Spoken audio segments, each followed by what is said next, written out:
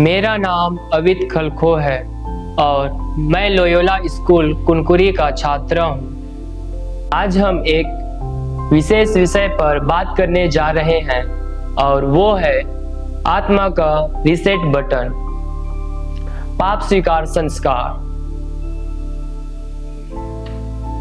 पाप स्वीकार संस्कार क्या है?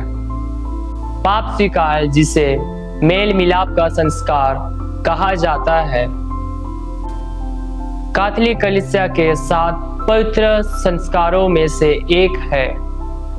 कैथोलिक विश्वास के अनुसार यह केवल एक धार्मिक परंपरा नहीं, बल्कि स्वयं यीशु मसीह द्वारा स्थापित अनुग्रह का साधन है। पुनरुत्थान के बाद यीशु ने अपने प्रेरितों पर फूंक मारकर कहा, यूहन्ना का सुसमाचार अध्याय 20 पद संख्या 22 और 23 में, जिनके पाप तुम क्षमा करोगे वे क्षमा किए जाएंगे। यही वह आधार है जिसके द्वारा आज पुरोहित मसीह के प्रतिनिधि बनकर पापों की क्षमा प्रदान करते हैं। कैथोलिक शिक्षा बताती है कि इस संस्कार के 4 मुख्य भाग हैं। पहला, पश्चाताप, कंट्रीशन, सच्चे मन से पाप पर दुख और बदलने का निश्चय। दूसरा, स्वीकारोक्ति, कॉन्फेशन, अपने पापों को ईमानदारी से पुरोहित के सामने बताना।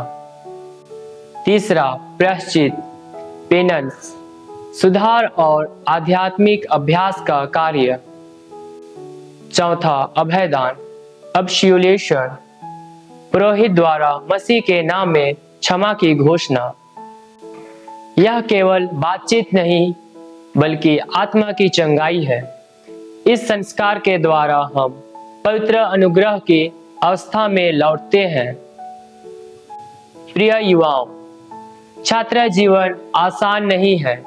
परीक्षाओं का दबाव, करियर की चिंता, माता पिता और शिक्षकों की अपेक्षाएं, सोशल मीडिया की तुलना, मित्रों के बीच प्रतिस्पर्धा, ये सब आपके मन पर बोझ डालते हैं। कभी कभी झूठ, नकल, ईर्ष्या, क्रोध, अशुद्ध विचार, मोबाइल की लत, नशापान की लत या समय की बर्बादी हमारे जीवन में प्रवेश कर जाती है। कैथोलिक शिक्षा के अनुसार गंभीर पाप, मोर्टल सिन, हमें ईश्वर से अलग कर सकता है, जबकि छोटे पाप, वेनियल सिन, हमारी आध्यात्मिक शक्ति को कमजोर करते हैं। पाप स्वीकार वह मार्ग है जो हमें फिर से ईश्वर की कृपा में स्थापित करता है।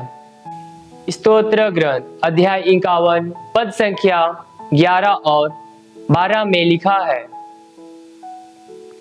मेरे पापों पर दृष्टि ना डाल, मेरा अपराध मिटाने की कृपा कर। ईश्वर, मेरा हृदय फिर से शुद्ध कर और मेरा मन फिर सुदृढ़ बना। यही परिवर्तन पाप स्वीकार में होता है।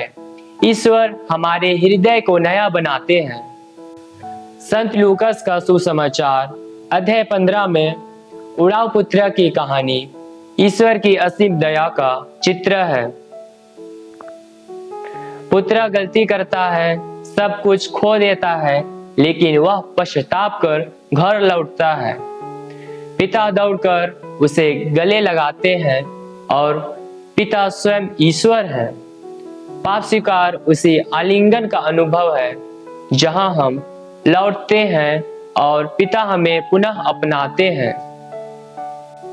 यीशु कहते हैं मत्ती के सुसमाचार अध्याय 11 पद संख्या 28 में, थके मांदे और बोझ से दबे हुए लोगों, तुम सभी मेरे पास आओ, मैं तुम्हें विश्राम दूंगा। यह विश्राम संस्कार के माध्यम से वास्तविक रूप से मिलता है। एक छात्र बार बार असफल हो रहा था। वह नकल करता था, झूठ बोलता था और पढ़ाई से भागता था। चालीसे के दौरान उसने सच्चे मन से पाप स्वीकार किया। उसने अपने जीवन में अनुशासन लाया, मोबाइल का उपयोग सीमित किया और नियमित प्रार्थना शुरू की। उसके अंक सुधरे, पर उससे भी बढ़कर उसका आत्मविश्वास और आत्मसम्मान लौटा। पाप स्वीकार ने केवल परिणाम नहीं बदले, उसने उसके हृदय को बदला। प्रिय युवाओं, लेंट या चालीसा केवल कुछ त्यागने का समय नहीं, बल्कि अनुग्रह में लौटने का समय है। पाप स्वीकार परिपूर्ण लोगों के लिए नहीं, बल्कि उन साहसी लोगों के लिए है जो बदलना चाहते हैं और पवित्र जीवन जीना चाहते हैं। इस चालीसे में डरे नहीं, आगे बढ़े, पाप स्वीकार करें, मसीह के अभयदान को ग्रहण करें। ईश्वर आपकी प्रतीक्षा कर रहे हैं, न्याय करने के लिए नहीं, बल्कि प्रेम से गले लगाने के लिए। शुद्ध हृदय ही उज्जवल भविष्य की कुंजी है।